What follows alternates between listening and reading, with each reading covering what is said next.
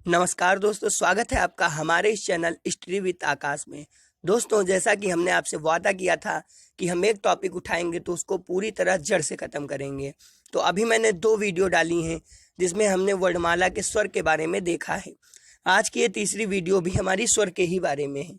इसके आगे स्वर की कोई वीडियो नहीं बनेगी। इन 3 वीडियो में मैंने पूरी तरीके से स्वर को कवर कर लिया है। अगर आपने ये देख लिया है तो किसी भी एग्ज़ाम में चाहे जैसा प्रश्न पूछे आप बिल्कुल आसानी से कर लेंगे। तो बिना देरी के हम लोग शुरू करते हैं आज का टॉपिक।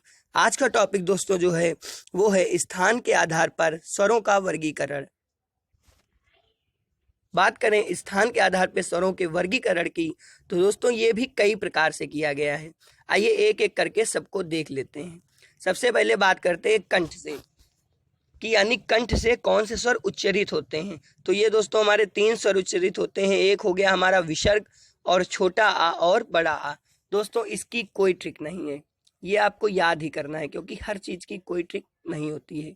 इसलिए मेरा आपसे विनम्र निवेदन है कि ये याद कर लें क्योंकि क्वेश्चन यहाँ से आपसे डायरेक्टली पूछे जाते हैं।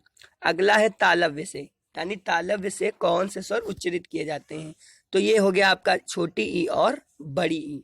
उसके बाद आता है हमारा मूर्धन्य, यानी मूर्धन्य से हमारे कौन से स्वर उच्चरित किए जाते हैं। तो ये दोस्तों है ऋषि वाला ऋण। फिर आता है हमारा ओष्ठ से कि ओष्ठ के माध्यम से हमारे कौन से स्वर उच्चरित होते हैं। तो ये भी 2 हैं, छोटा ऊ और बड़ा ऊ। अगर आपको ये लग रहा है कि फेक है तो आप अपने होंठ पकड़ के देखिए, ठीक है। होंठ पकड़ लीजिए और फिर आप ऊ और ऊ का उच्चरित कीजिए, आप नहीं कर पाएंगे। अब दोस्तों अगली जो आती है वो है नाक प्लस मुंह, यानी ये प्रश्न आपसे ऐसे बन सकता है कि ऐसे कौन से स्वर हैं जिनके उच्चारण में वायु नाक और मुंह से निकलती है। तो ये दोस्तों हो गया आपका अनुनासिक। ये जो चंद्रमा वाली बिंदी होती है ये हो गया आपका अनुनासिक, यानी अनुनासिक के उच्चारण में वायु नाक और मुंह से निकलती है। फिर दोस्तों जो अगला है वो है कंठ और ओष्ठ, यानी कंठ और ओष्ठ दोनों के माध्यम से हमारे कौन से स्वर उच्चरित होते हैं। तो ये भी दोस्तों 2 हैं इनकी संख्या, ओ और औ। फिर बात आती है कंठ और तालव्य की, यानी कंठ और तालु के माध्यम से कौन कौन से स्वर उच्चरित होते हैं। तो दोस्तों इसकी भी संख्या 2 है और ये है ए और ऐ। अब कुछ अन्य शब्दावलियां भी देखेंगे जो कि कई बार आपके सामने आई हैं लेकिन आप उसको समझ नहीं पाए। सबसे पहले बात करते हैं अनुस्वार की। अनुस्वार क्या होता है?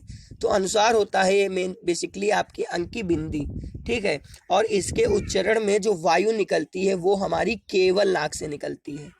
कहाँ से? केवल नाक से। ये दोस्तों याद रखिएगा, प्रश्न यहीं से पूछेगा और यही सब प्रश्न ऐसे हैं जो आपको परीक्षा में 1-2 नंबर आगे भी कर सकते हैं और 1-2 नंबर पीछे भी कर सकते हैं। इसीलिए मैंने पूरा जड़ से टॉपिक खत्म किया है। फिर बात करते हैं निरुनासिक क्या होता है। तो निरुनासिक दोस्तों 3 होते हैं, छोटा बड़ा आ और ई। इनके उच्चारण में जो वायु है वो केवल मुंह से निकलती है। कहाँ से निकलती है? केवल मुंह से। अब दोस्तों यहाँ पर हम लोग एक नोट देख लेते हैं। अनुस्वार यानी अंक की बिंदी और विसर्ग को आचार्य किशोरी दास वाजपेयी जी ने अयोगवाह कहा है। ये इसलिए कहा है क्योंकि दोस्तों ये ना तो स्वर होते हैं और ना तो व्यंजन होते हैं, इसी वजह से इनको अयोगवाह कहा गया है।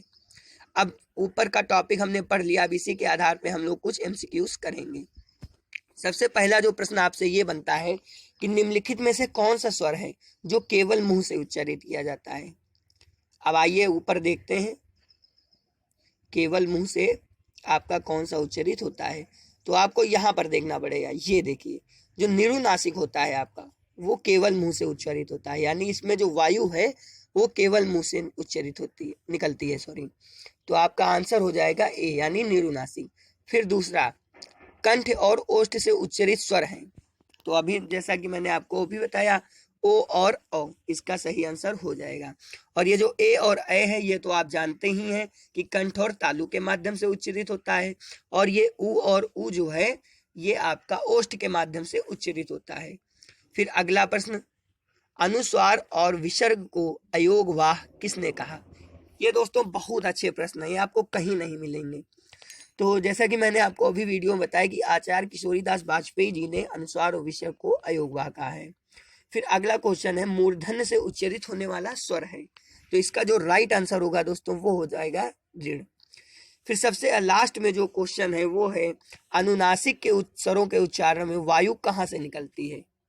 तो आपका सीधा आंसर होगा नाक और मुंह से। केवल मुंह से निरुनासिक में निकलती है, ठीक है, और केवल नाक से अनुस्वार में वायु निकलती है। तो दोस्तों आज का ये टॉपिक थोड़ा छोटा ही था, लेकिन ये बताना ज़रूरी था क्योंकि ये परीक्षा की दृष्टि से अत्यंत महत्वपूर्ण है।